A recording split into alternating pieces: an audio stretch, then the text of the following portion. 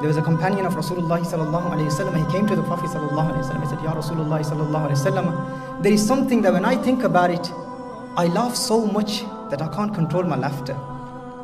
And then there is another thing, when I think about it, when I remember it, I cry so much, but I can't control my tears. The Prophet sallallahu alayhi wasallam said, what is that? He said, Ya Rasulullah sallallahu alayhi wasallam, in the time of Jahiliyyah, in the time of ignorance, there was a time when once I went on a journey and I decided to take my God with me, the idol that I used to worship. And he said, the idol that I carried it and it was very heavy. And I thought that I will die under the burden of my ma'bud if I carry this ma'bud with me. So he decided to create another ma'bud. He said, I got together some flowers, some atta, then I made the idol. And he said, then I made the idol with atta and then I weighed it and it was a lot lighter. And I decided I'll take the ma'bud with me. So I took the ma'bud with me on the journey, and then wherever I would stop, I would worship the ma'bud, I would worship my God. And then he said that the food that I had taken with me, it had finished. And then for some days I became very patient and I did sabr, but then I lost patience, I lost sabr. And then one day I felt so hungry that I just prepared that atta and I made some khubz with it, some bread with it, and I started to eat it. And he said, oh God, if you're not going to help me now, then when will you help me? The companion said, Ya Rasulullah sallallahu alayhi wasallam, that this was the state of our ignorance, this is how ignorant we were. He said, when I think about that, I can't stop laughing. I cannot stop laughing.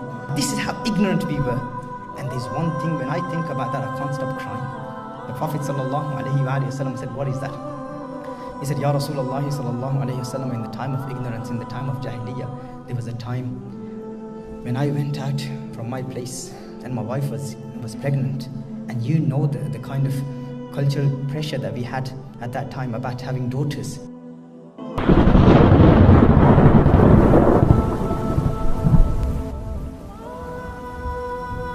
He said, I traveled from my city to another city. I went on a journey. When I left, my wife was pregnant, and when I came back, my wife told me that I had a daughter. She came running to me and she embraced me, she hugged me and she expressed a lot of love for me. And he said, I fell in love with her. I was attached to my daughter. But the pressure of the community was so much. I thought that she would bring shame to me, to my ancestors and to my family. This is what they thought about daughters. And he said that my wife had this fear as well, that one day I may take her life. I may kill her, I may murder her, I may bury her alive. That's how they treated the daughters. He said, I couldn't take it anymore, and she was growing old, and she was close to the age of maturity. And he said one day, I just told my wife, I said, give her some good clothing, dress her up, and comb her hair, and I'm taking her out for a party. And he said, my wife knew that she suspected me, that I'm about to do what the Arabs do at that time. He said that I told my wife, and he said, he couldn't do anything. She was crying. My wife was crying and she was combing her hair, and she dressed her up in good clothing. And he said that when she was crying, my daughter asked my wife, she asked, Mother, why are you crying? And the mother couldn't inform her. She couldn't tell her. And she had a lot of love. And she said, look, Daddy is taking me out today. This is the first time a father is taking me out. You should be happy. And he said that then after that, I took her with me. And before I left from there, he said, my wife said to me, Ya Rajul, la tudayya al-amana. Ya Rajul, la tudayya al-amana. Do not lose the trust. Do not lose the trust. When she's a amana, she's a amana, do not lose the trust. He said, I had a lot of love for her, but I took her with me. He said that I took her. He said, I went there, and she was talking to her father.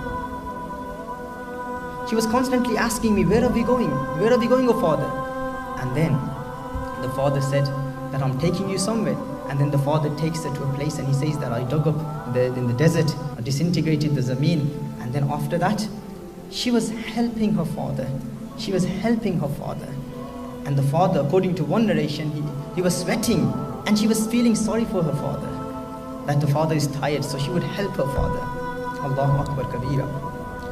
And then he said that I became so ruthless, so stone-hearted that I picked her up and I threw her in the ditch. I threw her in the ditch in that qabr. And She started to scream. She started to cry. Oh Father, Baba, what are you doing? Oh Father, what are you doing? What are you doing to me? We were supposed to go for a party, for a celebration, according to one narration, to a relative's wedding. What are you doing, oh Father? He said, I had love for her, but I couldn't do anything.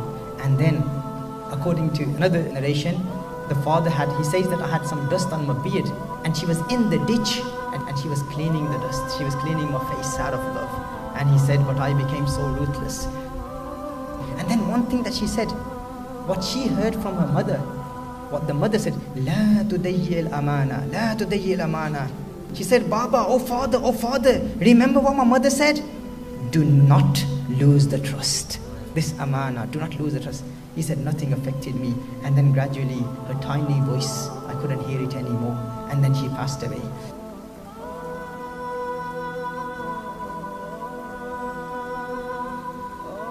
He says, Ya Rasulullah sallallahu alayhi wa sallam. Whenever I think about that, he says, at night I can't go to sleep because I hear her screaming, Baba, Baba, oh Father, la tudayyi al-amana. He said, this is what I did in the time of Jahiliyyah. Ya Rasulullah sallallahu alayhi wa sallam, one thing makes me laugh and I can't control my laughter, and this is something that makes me cry and I can't control my tears. And in one narration, a father buried his daughter alive, and she said, do not tell my mother, tell my mother that you took me to a qabila, to a tribe, and you left me there, because she won't be able to bear this.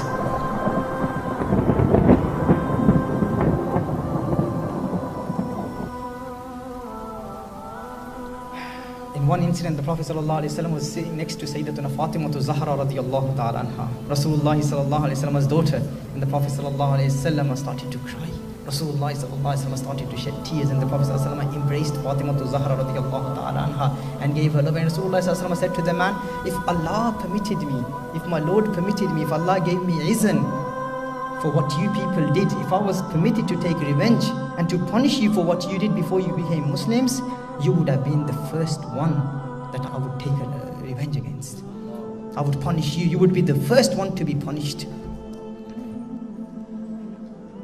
This is what was happening to the daughters. And what did Rasulullah sallallahu alaihi wasallam do? What did he give to women? Allahu Akbar Kabira. You know, there's one incident where three brothers sold their mother in the market for 900 dirhams. 900 dirhams. This is what was happening in the Arab civilization. For 900 dirhams, they actually sold their mother. And Rahmatul lil Alameen, Rasulullah sallallahu alayhi wa sallam, what did he do? He made people, the same Bedouins, the same ruthless people, he made them believe that Jannah is at your mother's feet. And this wasn't just the saying, they actually believed in that. The companions believed in that. This is how Rasulullah sallallahu alayhi wa sallam totally transmogrified their values of humanity. He changed the understanding about humanity. They didn't know what humanity was.